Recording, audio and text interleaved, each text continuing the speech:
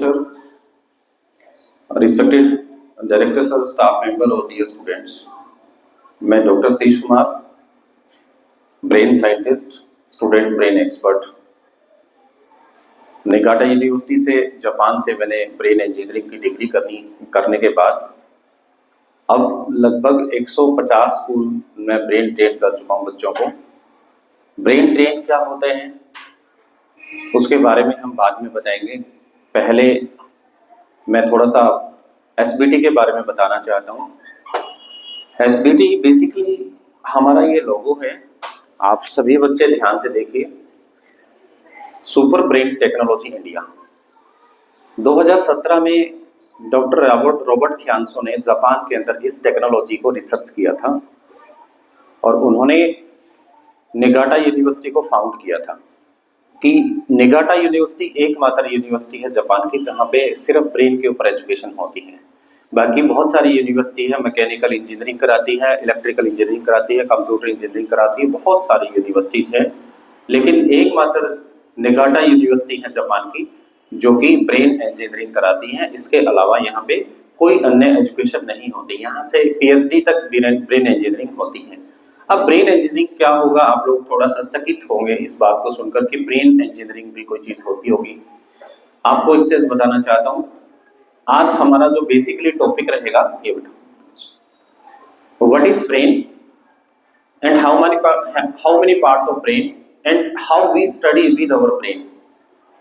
हम अलग अलग सब्जेक्ट पढ़ते हैं, कौन से ब्रेन से कौन सा सब्जेक्ट पढ़ते हैं, और हम लोग बहुत इंटेलिजेंट भी होते हैं, हम लोग मीडियम भी होते हैं और हम बहुत डल भी होते हैं। ये जो कैटेगरी अलग अलग बच्चों की जो स्टडी की होती है ना, इसका मुख्य कारण क्या है? बेसिकली मैं हिसार से बिलोंग करता हूँ, जापान से एजुकेशन हुई है, गवर्नमेंट स्कूल से +2 पास किया है।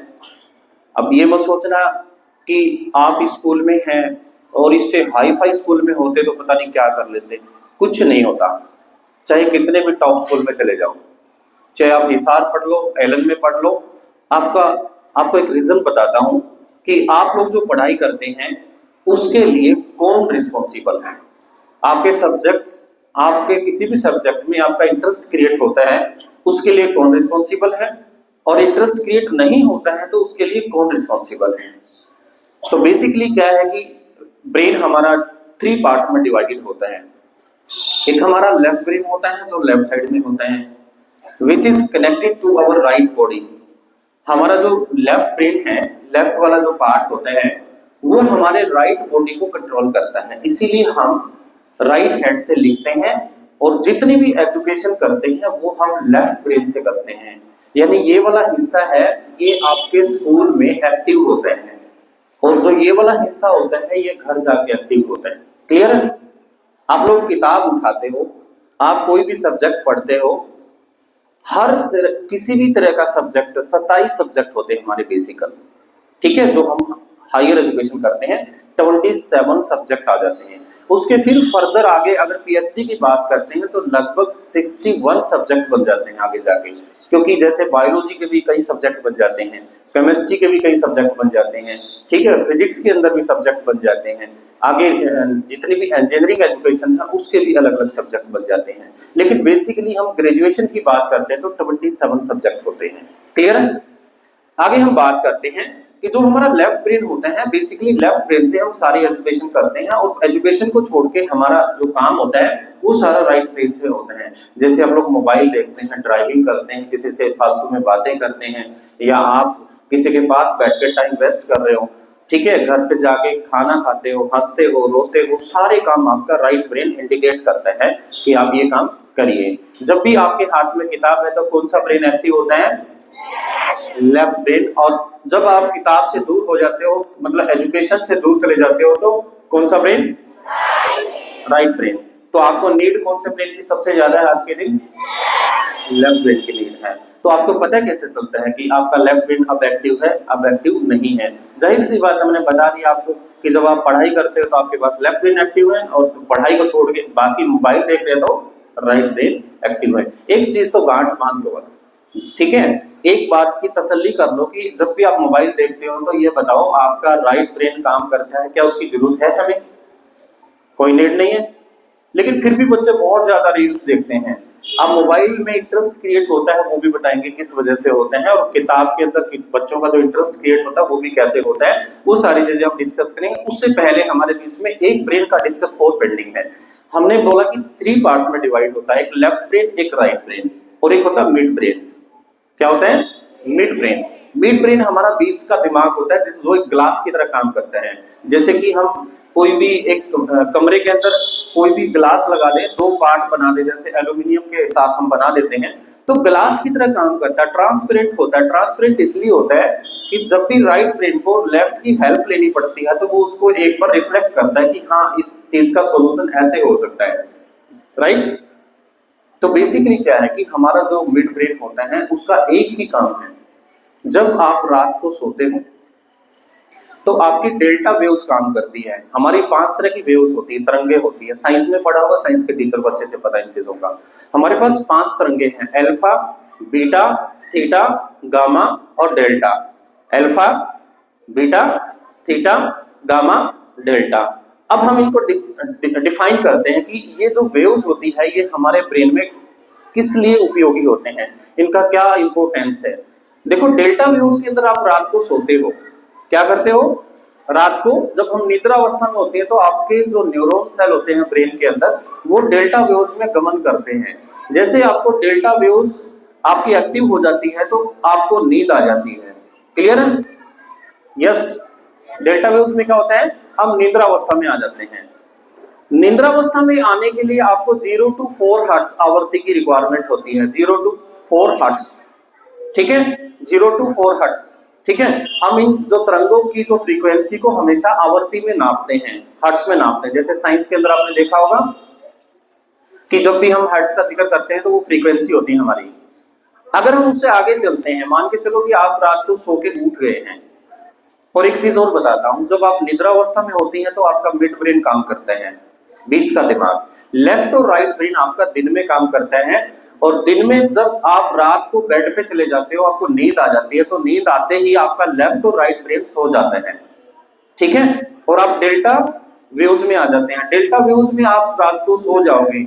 डेल्टा वेव्स में आने का मतलब ये होता है जब ब्रेन और बॉडी का कनेक्शन डिस्कनेक्ट हो जाता है, यानी कि दिमाग काम करना, कमांड देना बंद कर दे, तो इट मींस आपको नींद आ गई है। क्लियर है?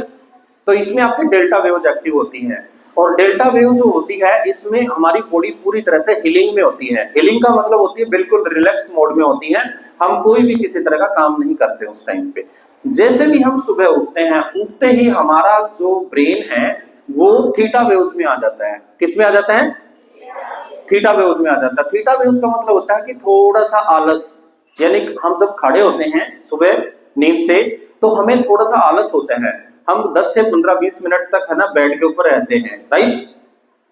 तो फिर हमारे जो थॉट्स होते हैं वो चलना स्टार्ट हो जाते हैं कि हम कल क्या किया था, आज क्या करना है, राइट। तो थोड़ा सा आलस होता है। कुछ बच्चे है ना हमारे जो अपने जो ड्यूटीज होती है उनको बड़े परिपक्व तरीके से समझ करके आगे फॉरवर्ड हो जाते हैं कि हाँ मुझे जल्दी से उठना है, नहाना धोना है। कुछ बच्चे ऐसे हैं जो विदाउट पेरेंट्स की कमांड के सारे काम खुद भी कर लेते हैं। कुछ बच्चे ऐसे हैं जो एक बार पेरेंट्स बोलते हैं तो उसके बाद कर लेते हैं। कुछ ऐसे बच्चे हैं पेरेंट्स भी कह लेते हैं, दादा भी कह लेता है, दादी भी कह लेती है, और भी कह लेते हैं, फिर भी बेड को नहीं छोड़ते। तो उन बच्चों की जो थीटा वेव्स होती है ना, उनकी जो फ्रीक्वेंसी होती है वो 4 to 8 हर्ट्ज में काम करती हैं। जिनकी 4 और 5 में होगी तो वो बच्चा ऐसा होगा, बहुत ज्यादा आलस होता है उसको, ठीक है। आलस बता दिया मैंने आपको, जब 4 या 5 आवृत्ति में आपका दिमाग काम करता है थीटा वेव्स में तो आप आलस में होते हैं। अगर 7 और 8 आवृत्ति में आ जाता है तो आप बहुत एक्टिव बन करके अपना काम टाइम पे कर लेते हो। अब उससे आगे बढ़ते हैं। जैसे आपकी थीटा वेव्स ने काम किया, आपको तैयार किया और स्कूल में भेज दिया। जैसे स्कूल में आप आते हो तो स्कूल में आने के बाद में आपकी जो अल्फा वेव्स है उसमें आपका जो न्यूरॉन सेल है वो गमन करते हैं। आप स्कूल में बैठे हैं, अभी मेरे को सुन रहे हो तो आपको कौन सी वेव्स में सुन रहे हैं? आप अल्फा वेव्स में सुन रहे हैं। That is very enjoying and interesting waves. सबसे बढ़िया और सबसे टॉप की जो वेव्स है, तरंग है, वो आपकी अल्फा वेव्स है। अल्फा वेव्स में इंसान बहुत एंजॉय करता है, जैसे कि पढ़ाई की बात है या दोस्तों से बात करते हैं तो अल्फा वेव्स में काम करते हैं। अल्फा वेव्स की जो फ्रीक्वेंसी होती है वो 8 टू 13 हर्ट्ज की होती है। ठीक है, कितनी होती है? 8 टू 13 हर्ट्ज की। तो 8 टू 13 हर्ट्ज में आप अल्फा वेव्स में आपकी सारी एजुकेशन, जितनी भी पढ़ाई करते हो, आप जब अल्फा वेव्स में होते तो आपके दिमाग में प्रॉपरली मटेरियल जो भी पढ़ते हो वो प्रॉपर परमानेंट मेमोरी में जाता है। क्लियर है? कई बच्चे ऐसे हैं स्कूल में आने के बाद भी थीटा वेव्स में रहते हैं, आलस में रहते हैं, तो उनकी जो मेमोरी होती है वो रट्टाफिकेशन की होती है और वो बच्चे किसी भी टॉपिक को परमानेंट मेमोरी में नहीं डाल पाते किसी भी कीमत में। क्लियर है? आगे बढ़ते हैं हम। अल्फा के बाद में बीटा वेव्स में आते हैं। बीटा वेव्स एक खतरनाक तरंग है जिसके अंदर आपके अंदर चिड़चिड़ापन आता है, आप स्ट्रेस फील करते हैं, आप किसी भी तरह की टेंशन लेते हो, ठीक है, और आपका ध्यान पढ़ाई से डिस्ट्रैक्ट होकर के घर की चीजों में रहता है। स्कूल के अंदर भी आप स्कूल में 6 घंटे रहते हैं, लेकिन कुछ बच्चे ऐसे हैं जो घर की बातें करते रहते हैं कि हाँ मेरे पापा शाम को मेरे लिए चॉकलेट लाएंगे, मेरे पापा मेरे को साइकिल ला के देंगे। ये जो चीजें होती है ना, जब आपका ध्यान ही अल्फा वेव्स में नहीं है तो आपका वहां चला जाता है डिस्ट्रैक्ट होकर के। राइट? एक चीज आप स्पेशल अपने पेरेंट्स को आप भी बताओगे, क्योंकि पीटीएम एक महीने में होती है, पता नहीं कब होगी आपकी, लेकिन आज सारे बच्चे अपने पेरेंट्स को ये बोलेंगे कि जब भी मैं स्कूल में जाता हूं तो मुझे कोई भी किसी तरह का लुभावना कंप्लीमेंट ना देकर भेजें। लुभावना कंप्लीमेंट का मतलब होता है कि जब आप मुझे स्कूल भेजते हैं तो ऐसा लालच ना दे कि आने के बाद मैं तुझे चॉकलेट दूंगा, जल्दी से स्कूल से आना। इसका रीजन क्या होता है? एक तो है ना, आप डिस्ट्रैक्ट रहते हैं। उस छोटी सी चॉकलेट, तो 20 रुपए की चॉकलेट आपकी 3000 रुपए महीने की फीस दी गई स्कूल में, उसको खराब करती है। कैसे? जब भी आप स्कूल में बैठे होते हैं तो आपके दिमाग में पापा की चॉकलेट रहती है सारा दिन कि हाँ मुझे जाते ही चॉकलेट मिलनी है, आप मुझे जाते ही ये मिलना है। आप अपने पापा को ये बोलो कि पापा तूने जो मुझे बनाना है, यानी कि पापा का सपना होता है कि मेरे बच्चों को डॉक्टर बनाना है। राइट? तो हमेशा डेली आप अपने पेरेंट्स को ये बोलो कि मुझे ये कहकर भेजे, जा बेटा डॉक्टर बन के आ स्कूल में। ठीक है? डेली जो आपके ड्रीम्स हैं। अगर आप ना ऐसे लुभावने कॉम्प्लीमेंट्स के शिकार हो जाओगे ना, तो रियल में बता रहा हूं कि आपका माइंड इतना डिस्ट्रैक्ट हो जाएगा, आपका ब्रेन इतना एडिक्ट हो जाएगा उन चीजों का कि आप अपनी एजुकेशन को प्रॉपर कर नहीं पाओगे। राइट? आगे हम बात करते हैं। मैंने आपको बताया बीटा जो वेव्स होती है वो आपकी स्ट्रेस का, और जो एंजाइटी होती है, बच्चों को टेंशन होती है, अननेसेसरी चीजों को मैग्नेटिक फ्लक्स की तरह खींचती है। जैसे कि आपका ब्रेन ना एजुकेशन की तरफ तो काम नहीं कर रहा है, अननेसेसरी चीजों की तरफ ध्यान दे रहे हैं। ठीक है, कि भाई वहां पे मतलब आपस में जैसे लड़ते रहते हैं बच्चे। ठीक है, ये नेगेटिव थिंकिंग के शिकार होते हैं। सबसे लास्ट में बचती है गामा। पहले बीटा की बात करते हैं। बीटा वेव्स की जो फ्रीक्वेंसी होती है वो 13 टू 27 हर्ट्ज होती है। राइट? अब 27 से ऊपर की जो आवृत्ति होती है, मैक्सिमम जो आवृत्ति होती है वो 60 हर्ट्ज तक होती है, वो होती है गामा। और गामा वेव्स जो होती है that is very important waves for every person. Gamma waves में जैसे आप एंट्री करोगे तो आपकी सारी एजुकेशन कंप्लीट होने के बाद में गामा वेव्स काम करना स्टार्ट करती है, और उसमें आप कोई भी डिसीजन मेकर बनते हो। आप वहां पे अपने ड्रीम्स को क्लियर करते हो। आपके जो ड्रीम्स होते हैं, आप अपने करियर के बारे में सोचना स्टार्ट करते हो, तो वो गामा वेव्स में काम करते हैं। राइट? जिस बच्चे का गामा वेव्स की फ्रीक्वेंसी 35 हर्ट्ज तक होती है, वो बच्चे ऐसे होते हैं कि पढ़ाई करने के बाद में कोई भी फॉर्म नहीं भरते। ऐसे बच्चे होते हैं कि हाँ मैंने मास्टर डिग्री कर लिया है, मैं तो पिज्जा की दुकान खोल दूंगा। अरे मास्टर डिग्री करी थी तो पिज्जा की दुकान क्यों खोल रहे हो आप लोग?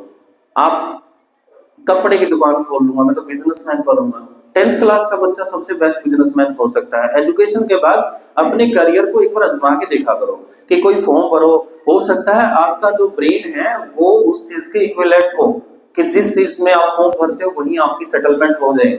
तो मैक्सिमम बच्चे देखे मैंने 40 से 50% बच्चे तो अपनी पढ़ाई का महत्व समझते ही नहीं है। ठीक है, और यहाँ 10th क्लास तक मेरिटोरियस होते हैं, आगे जाके पता नहीं क्या हो जाता है कि वो बच्चे बिगड़ भी जाते हैं। राइट? तो ये सारा खेल होता है हमारा ब्रेन के न्यूरॉन सेल के ऊपर डिपेंड करते हैं। तो गामा वेव्स का 2 एग्जांपल और देता हूं मैं आपको। 35 डिग्री हर्ट्ज से नीचे काम करता ब्रेन, यानी 27 से 35 के बीच में तो आप बहुत आलस में होते हैं, गामा वेव्स आपकी बिल्कुल डल कंडीशन में होती हैं। 35 to 40 हर्ट्ज पे अगर आप काम करते हो तो आप कुछ फॉर्म भर लेते हो और कुछ आप थोड़ी बहुत तैयारी कर लेते हो, एग्जाम देते हो, 5 नंबर से 6 नंबर से रह जाते हो, तो वो गामा वेव्स की 45 हर्ट्ज पे आपकी जो ब्रेन की फ्रीक्वेंसी वर्किंग में है।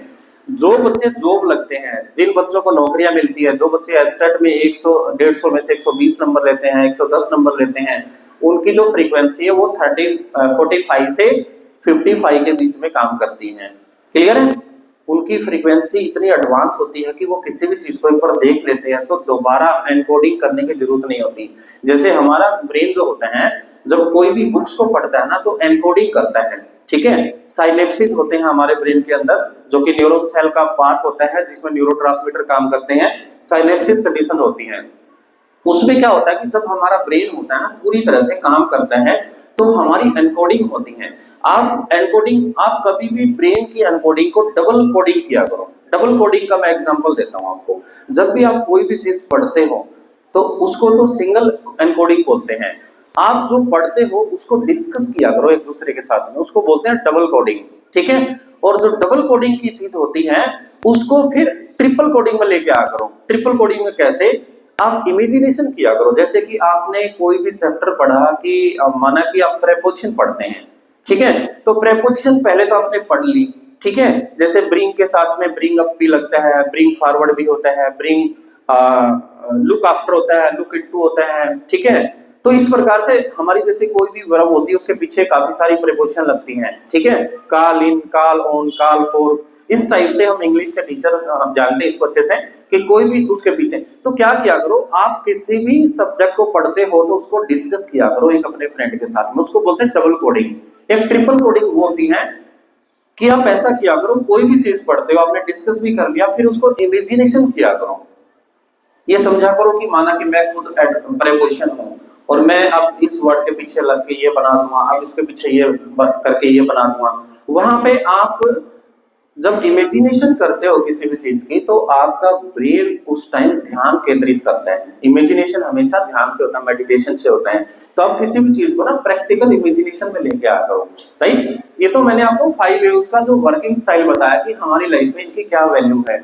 अब हम सब्जेक्ट के ऊपर आते हैं कि जैसे कि यहाँ 10th क्लास के बच्चे हैं ना, 8th तक के बच्चे हैं। 8th का मॉनिटर कौन है? एक बार प्लीज स्टैंड अप।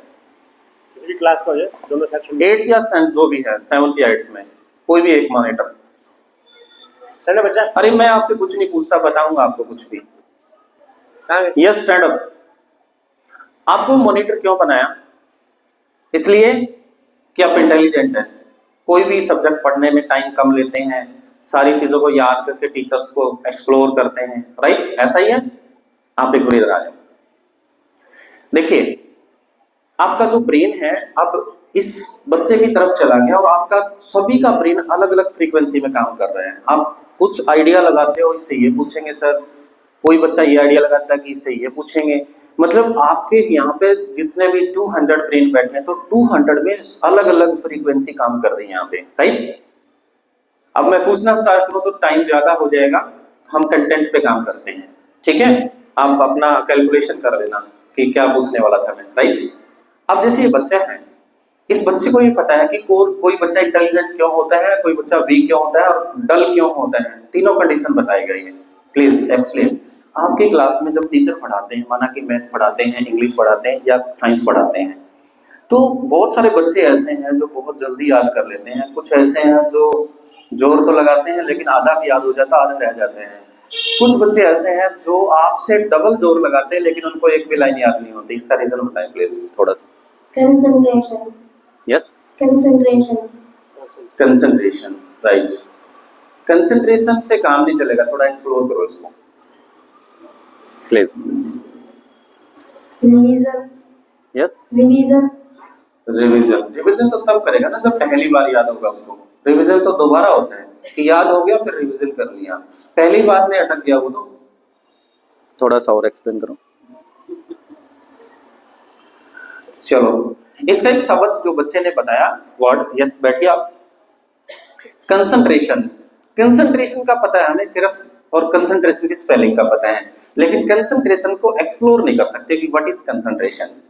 आज हम बताते हैं। देखो हमारे सामने जो टीचर्स हैं सारे they are all academic staff, but I am working on academic education के ऊपर काम करता हूं मैं, राइट।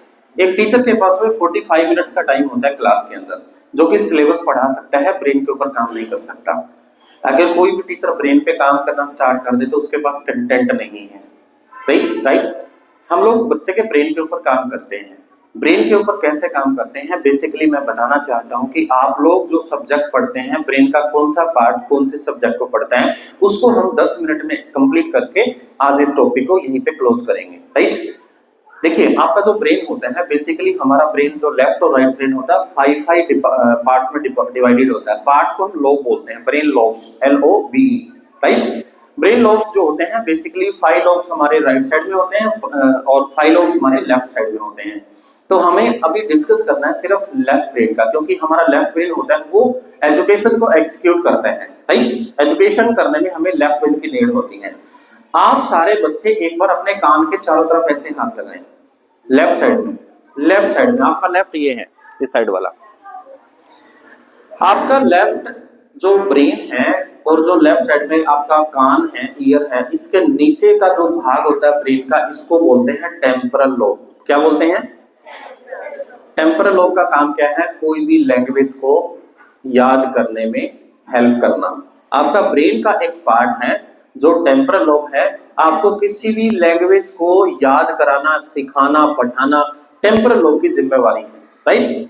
अब हम लैंग्वेज पे आ जाते हैं सीधा इंग्लिश पे, ठीक है, क्योंकि हिंदी एक आसान भाषा है, आपकी नॉलेज में आसान है, बट मैं उसको इंग्लिश से भी ज्यादा हार्ड मानता हूँ, राइट। जो हमारा लैंग्वेज होता है, जैसे कि हमारे पास में लैंग्वेज है इंग्लिश। अब इंग्लिश से कितने बच्चे ऐसे हैं, इंग्लिश को कौन बच्चा लाइक करता है? लाइक मैं अपोजिट बोलता तो कोई भी, मतलब लाइक कौन करता है इंग्लिश को? ओके। अगर मैं बोल दूं जो लाइक नहीं करता, फिर तो सारे होने चाहिए ना। हाँ, इसलिए बोला मैंने लाइक कौन करता है, ठीक है। क्या आप भी लाइक करना चाहते हो? देखो इंग्लिश एक ऐसी लैंग्वेज हो गई है, आपको एक एग्जांपल देता हूं। सकूर बस्ती दिल्ली में एक 17 साल की लड़की जो एक भी पढ़ी लिखी नहीं है, एक दिन भी स्कूल नहीं गई, तो वो लाजपत नगर दिल्ली में किसी अंग्रेज के घर में पोछा लगाती थी। लैंग्वेज को इन्वायरमेंट से सीखा जा सकता है, टीचर की भी जरूरत नहीं होती, राइट। क्लियर है?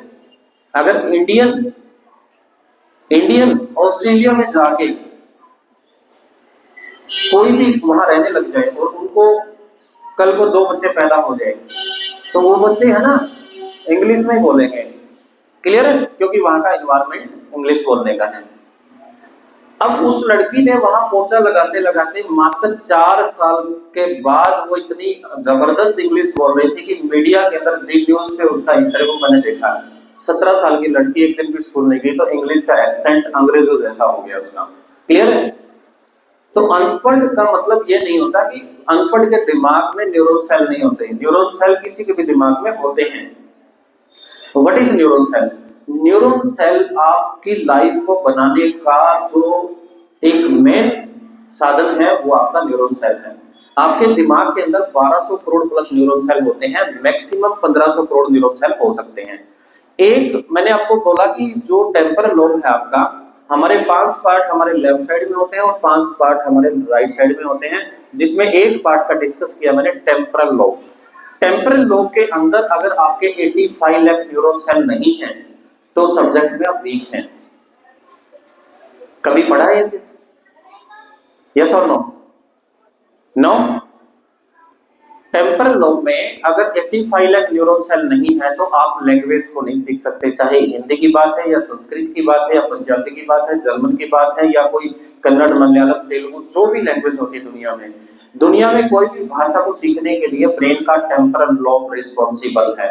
अगर किसी बच्चे के न्यूरॉन सेल कम है, अब आप सबके बता दो न्यूरॉन सेल कितने हैं। आपके इंग्लिश में जितने भी नंबर आते हैं, आपके according to your hard work, आपकी खुद की मेहनत से जितने भी नंबर लेते हो, माना कि नंबर है आपके 22, नंबर है आपके 35, 35 या 45 है, 55 है, 65 है, जो भी आपका परसेंटेज आता है इंग्लिश में, उतने लाख न्यूरॉन सेल आपके दिमाग के अंदर हैं। यस, क्लियर है? आपको कोई मशीन से टेस्ट कराने की जरूरत नहीं है।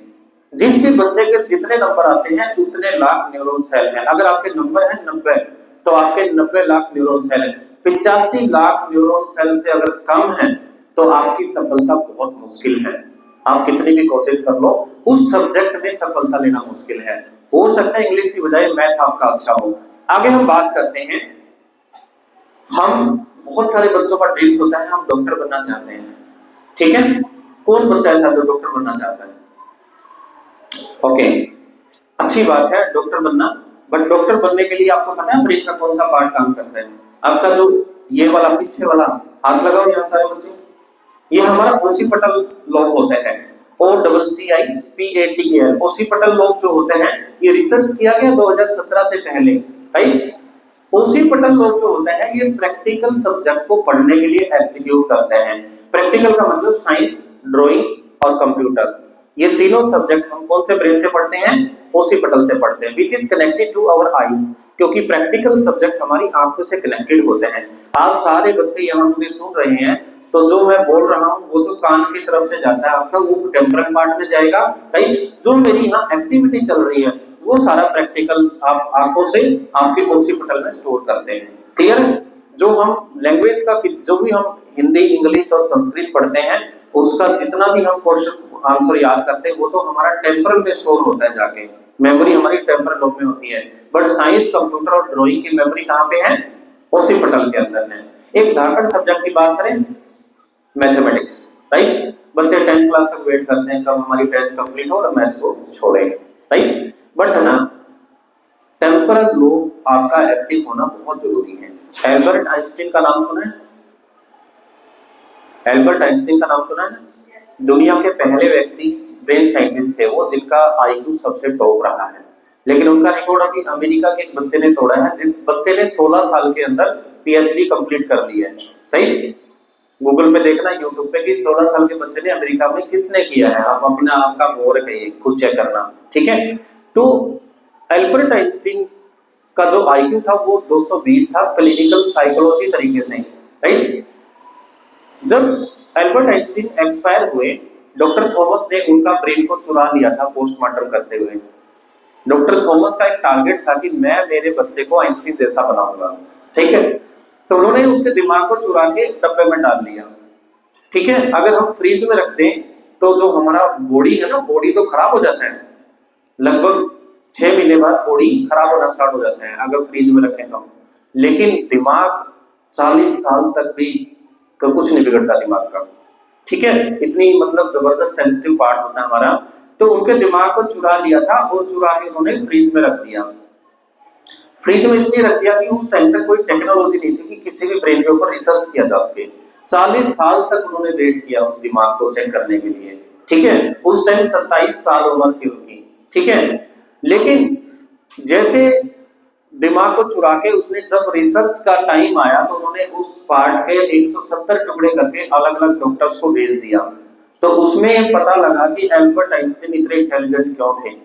इतने इंटेलिजेंट होने का कारण यह था, जो मैंने अभी जिक्र किया ना आपको, एक जो मैथ पढ़ाने वाला सब्जेक्ट है, तो एल्बर्ट आइंस्टीन का जो मैथ वाला पार्ट है हमारा चोटी के नीचे भाग होता है, जिसको हम पैरिटल लोब बोलते हैं। और पैरिटल लोब का जो साइज था वैसे हमारे ब्रेन के अंदर 13% होता है टोटल ब्रेन का। टोटल ब्रेन का 13% हिस्सा, 13% हिस्सा पैरिटल लोब होते हैं। लेकिन उनका जो था वो 19% हिस्सा था पैरिटल लोब, क्योंकि पैरिटल लोब जितना बड़ा होगा उतने ज्यादा न्यूरॉन सेल होंगे। और पैरिटल लोब जिसका अच्छे से काम करता है, जिसका मैथ अच्छा है ना, आप चाहे पूरे स्कूल के अंदर चेक कर लो, जिस बच्चे का मैथ अच्छा है उसके सारे सब्जेक्ट अच्छे मिलेंगे। जो बच्चा 100% नंबर लेता है मैथ में, उसके कम से कम 95% साइंस में आएंगे और 90 प्लस आपके लैंग्वेज में आएंगे। मैथ एक ऐसा सब्जेक्ट है जो अलग जितने भी एक्स्ट्रा पार्ट हैं उनको भी काम करने की सलाह देता है, उनके भी काम करने की कमांड देता है। हमने अभी डिस्कस किया है सिर्फ एजुकेशन का। अभी कोई बच्चा कोई सब्जेक्ट से संबंधित कोई क्वेश्चन लेना चाहता है तो मेरे से पूछ सकते हैं। एसएस की बात करें, एसएस एक ऐसा सब्जेक्ट है जो ना तो कैलकुलेशन वाला पार्ट है, पैरिटल लोब से कैलकुलेशन के सब्जेक्ट पढ़े जाते हैं, रीजनिंग, मैथ, या कोई बच्चा सीए बनना चाहता है, बैंक में जाना चाहता है, तो आपका पैरिटल लोब रिस्पॉन्सिबल है उसके लिए। कैलकुलेशन पैरेटल लोब से, प्रैक्टिकल सब्जेक्ट हमारे ओसिपिटल से, लेकिन हमारा सामाजिक है ना तो कैलकुलेशन का सब्जेक्ट है ना प्रैक्टिकल सब्जेक्ट है, थ्योरेटिकल टाइप का, तो वो लैंग्वेज वाले में चला जाएगा। टेम्पोरल लोब से हम सामाजिक को पढ़ते हैं। क्लियर है? अब हमारे सारे सब्जेक्ट क्लियर हो गए। अब हम बात करते हैं अध्यात्म की। जो बच्चे भगवान को मानते हैं, जो नहीं मानते, बच्चे नहीं, कोई भी, मैं या कोई भी, तो इसका रीजन क्या होते हैं? एक हम ब्रेन के अंदर बिल्कुल सेंटर पॉइंट पे, जो सबसे मेन सेंटर पॉइंट होता है हमारा दिमाग का, इसको सेंसरी कॉर्टेक्स बोलते हैं। सेंसरी कॉर्टेक्स जो होता है वो अध्यात्म से जुड़ा होता है। अगर इसमें 85 लाख न्यूरॉन सेल कंप्लीट है तो भगवान को बहुत अच्छे से मानते हो, भगवान आपके सामने है। अगर आपके 85 लाख न्यूरॉन सेल नहीं है तो आपका जो दिमाग है भगवान की तरफ इतना एक्टिव नहीं है। आप हफ्ते में 10 दिन में टाइम पास के लिए भगवान को बुलाने के लिए, कहते हैं ना देसी भाषा में, भगवान को हम थोड़ा सा पटाने के लिए 10 दिन में 15 दिन में चले जाते हैं, लेकिन रेगुलर आप कभी भी भगवान को नहीं मान सकते जब तक आपके 85 लाख न्यूरॉन सेल है। रिसर्च बेस है, प्रैक्टिकल दिखाएंगे आपको आज। अगर हमारे रिस्पेक्टेड ओनर ने, डायरेक्टर ने अगर परमिशन दिया तो एक क्लास को हम आज प्रैक्टिकल चीज दिखाएंगे, न्यूरॉन सेल कैसे होते हैं, कैसे काम करते हैं और कैसे न्यूरॉन सेल को एक्टिव किया जा सकता है। न्यूरॉन सेल कभी बढ़ते नहीं है। न्यूरॉन सेल तुम्हारे दिमाग के अंदर एक्टिव और डीएक्टिव होते हैं। अगर आपका इंटरेस्ट नहीं है सब्जेक्ट में तो आपके न्यूरॉन सेल एक्टिव नहीं है। उनको एक्टिव करने का एक पार्ट है जो 2017 से जापान के अंदर, मैंने 2021 में जापान से अच्छे से सीखा है। उसके बाद चंडीगढ़ और जयपुर के अंदर मैंने काफी सारे स्कूलों में ट्रेनिंग कराया है। राइट, अभी हमारा बुधवार से डीएवी टोहाना में पहला स्कूल ट्रेनिंग कराएंगे स्टार्ट। उसके बाद अगर परमिशन मिलता है तो आपके स्कूल में भी इस ट्रेनिंग को हम इम्प्लीमेंट करेंगे। ये 5 डेज की ट्रेनिंग होती है। एक हफ्ते में 2 दिन की ट्रेनिंग दी जा सकती है। 1 दिन के बाद 2 दिन का गैप करना जरूरी है, क्योंकि 2 दिन के अंदर न्यूरॉन सेल 48 घंटे का गैप होने के बाद न्यूरॉन सेल आपके परिपक्व हो जाते हैं ट्रेनिंग के बाद में। इसमें टोटल ब्रेन इंजीनियरिंग का इस्तेमाल होता है, जिसमें हम टेक्नो एजुकेशन का इस्तेमाल करके आपके न्यूरॉन सेल को बढ़ाकर, जिस बच्चे को मैथ नहीं आता, इंग्लिश नहीं आती, साइंस नहीं आती, तो मैं गारंटी से कहता हूँ मात्र 5 दिन की वर्कशॉप के बाद, 1.5 महीना बाद आप अपने सब्जेक्ट को ऐसे पढ़ोगे जैसे आपका क्लास का मॉनिटर याद करके करता है। राइट, प्रैक्टिकल चीजें हैं ये। हमने 35,000 बच्चों पे काम कर चुके हैं हम लोग। राइट, हाँ, अब हम बात करते हैं कौन बच्चा ऐसा जो गेम खेलता है, गेम वाला। यस, गेम वाले बच्चे ध्यान दें इस चीज पे, बाकी भी ध्यान दें। गेम करने का जो दिमाग होता है उसको मोटर कॉर्टेक्स बोलते हैं। मोटर कॉर्टेक्स जो होता है आपका गेम करने के लिए एग्जीक्यूट करता है आपको। अगर आपके मोटर कॉर्टेक्स पार्ट में 85 लाख से न्यूरॉन सेल कम है तो you are not a good player, you are not a medallist. Neeraj Chopra नाम सुना है? गगसीना गांव से, पानीपत से। उस बच्चे का एक दिन सीएम हाउस में मिले थे मुझे, तो मैंने उनको बोला सर एक बार, मेरे पास मशीन थी न्यूरॉन सेल चेक करने की, मैंने कहा सर एक बार चेक कराओ प्लीज।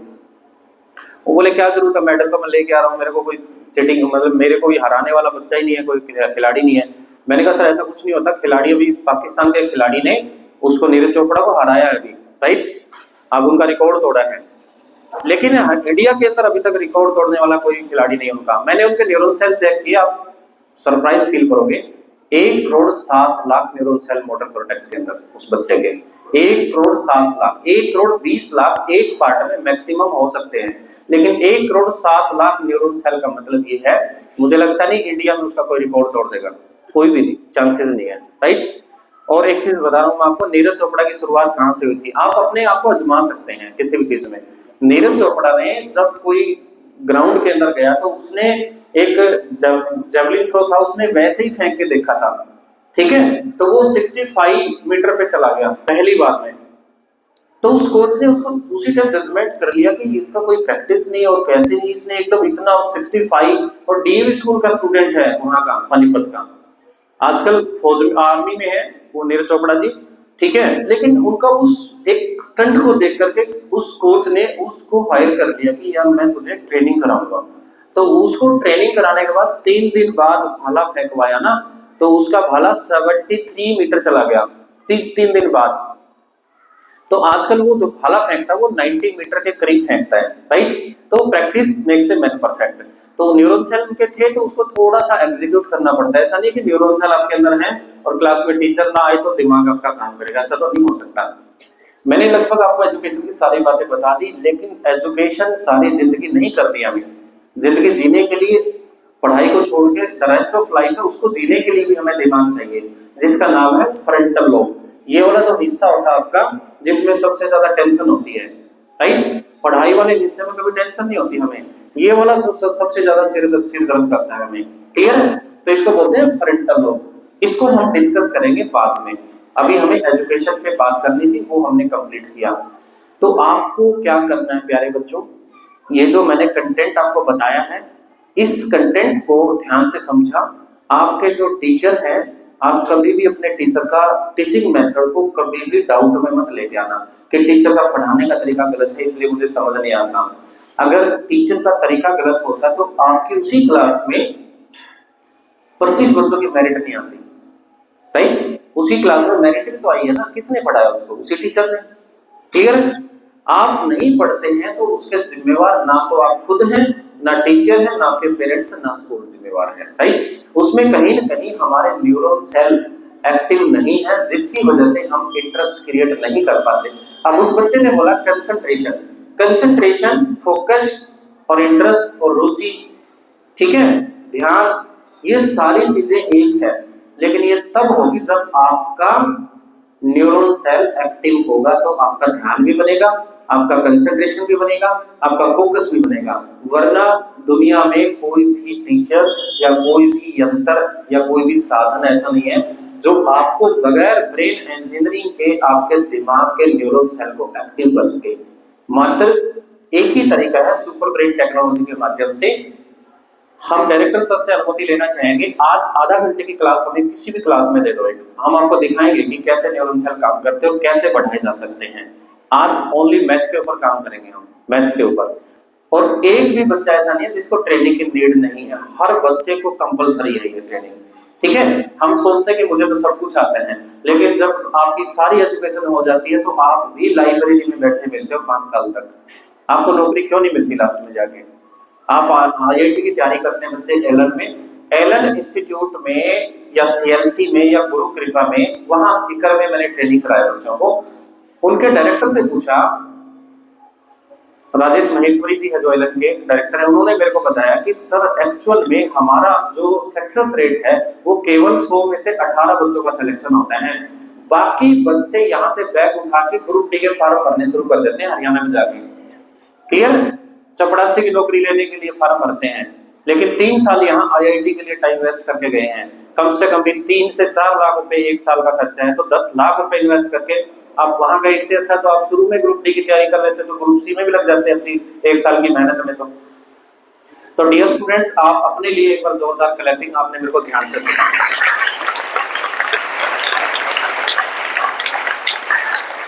Thank you.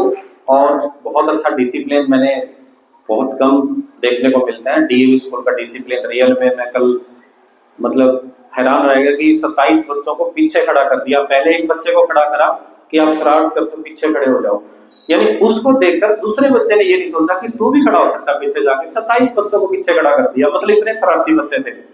तो रीजन क्या होते हैं, हमारे 4 तरह के व्यवहार बिहेवियर होते हैं, 1 मिनट में खत्म करेंगे इस टॉपिक को। 4 तरह के बिहेवियर होते हैं, एक डोमिनेंट होता है, एक इन्फ्लुएंस होता है, एक स्टेडी बिहेवियर होता है, एक कंप्लाइंट बिहेवियर होता है। जिन बच्चों के कंप्लाइंट बिहेवियर होते हैं उनकी शिकायतें आती हमेशा इस टाइप की, वो टिकेंगे नहीं कहीं पे, और दुनिया में वो 3% अलाउड होते हैं, ठीक है, 3% होते हैं, क्लियर है। वहां पे 900 बच्चे हैं, 9 गुना 3 9 या 27 बच्चे पीछे खड़े हो गए थे जाके, मैंने उसी दिन कैलकुलेशन कर लिया था, मगर यहाँ 3% का 27 बच्चे जाएंगे पीछे, राइट। तो मैं ये मानता हूँ कि यहाँ के जो बच्चे हैं कंप्लाइंट पर्सनैलिटी के बच्चे नहीं है, और उस पर्सनैलिटी को हम फिंगरप्रिंट से भी जजमेंट कर सकते हैं। हमारे 4 तरह के फिंगरप्रिंट होते हैं, एक होता है लूप, एक होता है आर्च, एक होता है वरल, एक होता है एक्सीडेंटल, राइट। वो बच्चे वरल कैटेगरी के होते हैं जो बच्चे शरारत करते हैं, राइट। उसको हम ट्रेनिंग के दौरान बताएंगे, बहुत लंबा टॉपिक है, लगभग 17-18 किताबें पढ़ के मैं आया हूँ, तो आपको क्या बताऊं इतने टाइम में। तो थैंक यू करता हूं सर शर्मा जी का कि आपने अपने बच्चों को इतनी अच्छी नॉलेज देने के लिए यहाँ पे मेरे को बुलाया। तो all the best for your bright future, thank you.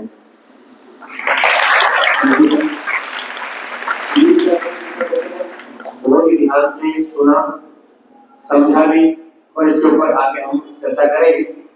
आज श्री हमारे बीच में, इनका बहुत बहुत धन्यवाद। कि इन्होंने अपना समय यहाँ दिया। तो मैं तुमसे सेम कहूँगा कि कोई एक क्लास आप सेट कर लीजिए जिसमें हम बैठ के 15-20 मिनट आधे घंटे तो बच्चों के साथ डिस्कस करेंगे इस विषय जब तक डिजिटल बोर्ड है ना, डिजिटल बोर्ड है। Digital board